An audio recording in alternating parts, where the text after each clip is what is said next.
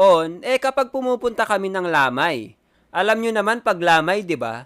Tumatagal yan ng 3 araw hanggang 7 araw. Sa lamay, pinapakita ang pakikiramay ng mga kamag-anak, kaibigan at ibang kakilala ng namatay.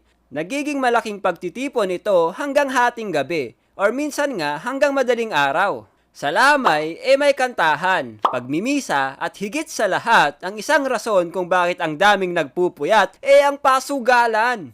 Hindi ako mahilig sa sugal noon. Nakikinood lang ako, hoping may magbalato sa akin. Pag wala, nakikipagkwentuhan at nakikikanta na lang ako. Sa lamay, parang reunion din kasi nakikilala mo yung mga iba mong kamag-anak. Hello, gusto mo ng kape? Ah, sige, salamat. Ikaw pala si Jen. Oo, ako nga. Paano mo nalaman pangalan ko? Sinabi kasi ng mama ko, pinsan daw kita, kaya